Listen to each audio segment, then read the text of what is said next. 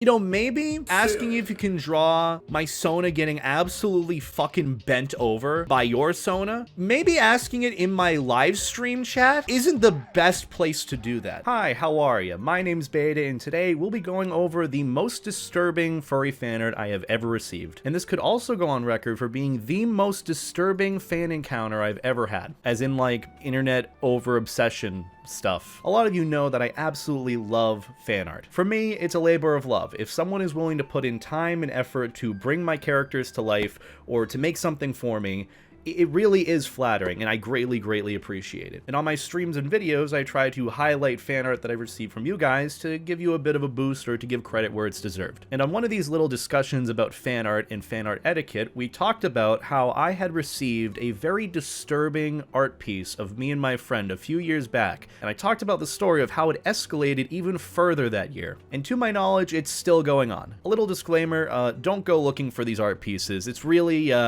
fetishy, and gonna be honest, it gets worse. But either way, thank you guys for all the love and support, and enjoy the video.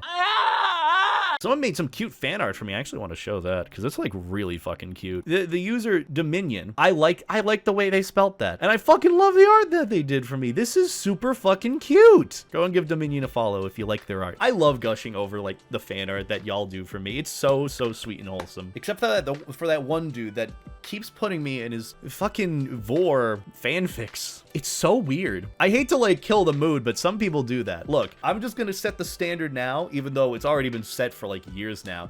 You can make fan art of me. You can draw my character in certain situations, but like if it's, ask for permission first, especially if you're gonna use my other characters. Not that that can really be controlled at the end of the day. Realistically, you can do whatever the fuck you want and accept a varying level of consequences from that. But like, you know, it's just one of those things where it's like, why do I have to be the subject of other people's fantasies? You know, it's just kind of that way. Why do I, of all people, can't just make someone up? It has to be me. Don't draw other people's personas in situations without their permission. Or just, you know, it's better to sometimes be safe to say, you know, maybe they don't want this rather than asking. If you're too scared of asking, maybe that might be a sign of not to. But if it's regular fan art of any of my characters, I'm all for it. And I'll more likely retweet it because I love sharing talent with the world, which is more of where I want to take my channel. So yeah, either way, thank you for anyone who's like done fan art for me. And thank you again, Dominion. I mean, I can't draw your character with a redacted in the redacted. Not if you don't ask me first, but obviously don't ask me on stream. That's another thing. When it comes to like very private stuff, I know this is some furries not having the capability to read the room, but like, you know, maybe asking if you can draw my Sona getting absolutely fucking bent over by your Sona, maybe asking it in my live stream chat isn't the best place to do that. That's another thing. Are we going on to a rant about like fan art etiquette? You know, maybe we should just do that. If you want to do fan art, especially provocative, we'll use that word, provocative, like NSFW, the big fan art. Yeah, you get the idea. But yeah, it's generally unsavory NSFW fan art of a character that might not even be safe for work or not safe for work, any position where they wouldn't want to be in. I want to talk about not commissioning etiquette, but fan art etiquette. I hate to go on to this portion of it, but there have been some really just creepy people when it comes to them putting their interests, as we'll call it, onto me and my character when there was never any sort of invitation for that to begin with. Bit of a story time. This was back when I was like starting streaming on YouTube. Remember when Pineapple Fox would come over to my place, to my fraternity house, and we'd do like a live stream or something? He wanted to get into live streaming and content creation, so I like encouraged him to come over and we'd do a live stream, we'd get some food, we'd hang out, it'd be a great time. And a couple of times on YouTube, because he'd get in fursuit and all that, I don't know what it is, but and this is just how it has been in the fandom for years now, some people have this idea that as soon as a fursuit is put on, you are allowed to do whatever the fuck you want towards that person and talk to them in a manner that you wouldn't if it was just a person, which it is a person, but if there wasn't a fursuit. Like, just be really sexual, really creepy, say things you just wouldn't ask people. Why do people think that that is like a pass for just being creepy and making others uncomfortable?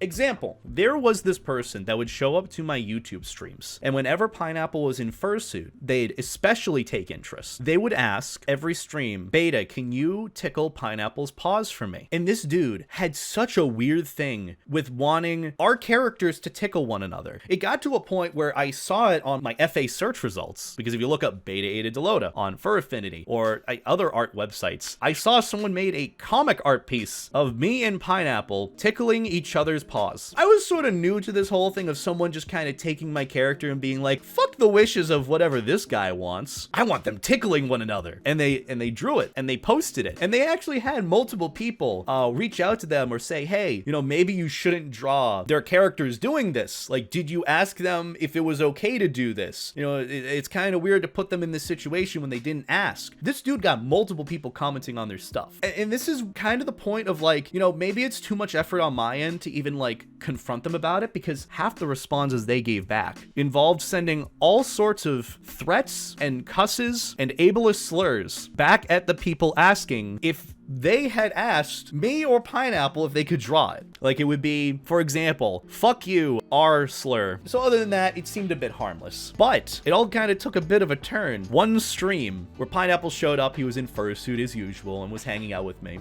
And we were just shooting the shit. And the dude was there in the stream again asking, hey, Beta, can you tickle Pineapple's paws? In comes, into my room, my roommate, Chris. You all remember cracked out Seth Rogen from the old times. So he says hi to chat, and of course, he decides that the one message that he wants to read is from the guy asking, hey, Beta, can you tickle Pineapple for me? And Pineapple didn't even hear any of these messages or see anything. I was purposely not reading the message. But in comes Chris, looks at chat, sees the message, hey, can you tickle Pineapple for me? And proceeds to start doing it. My heart sank when he read the message, because I knew what was going to proceed, which was Chris proceeding to tickle Pineapple. I was visibly uncomfortable. I think Pineapple was fine with it, but I knew whoever that was in the YouTube chat sending those messages was clearly enjoying their time, because after the messages that they sent were just like, yes, oh my god, yes, thank you, I get to see Pineapple tickled. Honest to god, most uncomfortable moment I've had live streaming. Fun fact, that was the first example that I had of someone who just very much wanted me and Pineapple in any sort of fantasy position that they wanted, which very much included tickling and paws. Fanfics are about the same. It's not just fan art, it's fanfics. It comes down to any sort of piece of art or work piece that you do that involves characters putting them in situations they don't want to be in.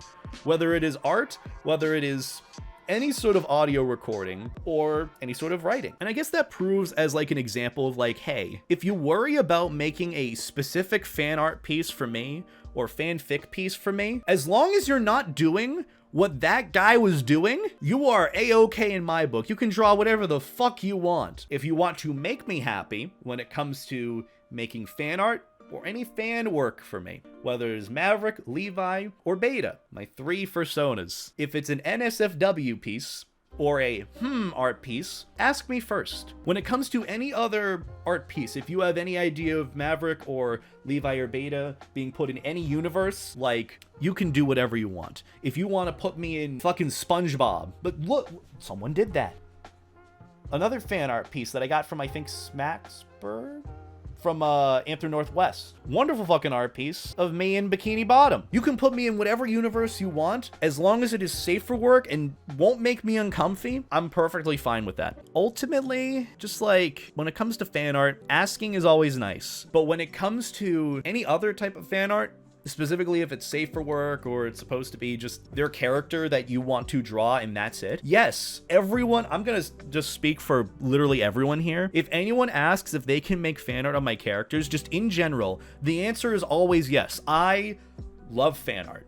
I love getting art of my characters and building upon, you know, development of them being characters, my fursonas. And I genuinely appreciate it, and I try my absolute best to like showcase it, show thanks and gratitude for it.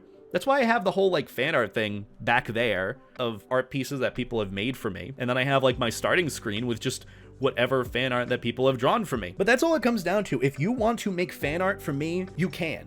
If you want to make not safe for work or fan art or anything fetishy, ask first. It is okay to ask. I'm not going to judge you any differently for asking. I may think, okay, that's a bit weird of a thing, but I'm not going to judge you as a person. That's all it comes down to. And I'm speaking literally for everyone that they love fan art of their characters. Any other personality that you might know online loves getting fan art of their characters. So I'm never opposed to fan art. I love it. And ultimately, like with a fandom that is very art eccentric as this one, that very much thrives off of like visuals, like we're a visually used fandom, as in like we use a lot of our eyesight.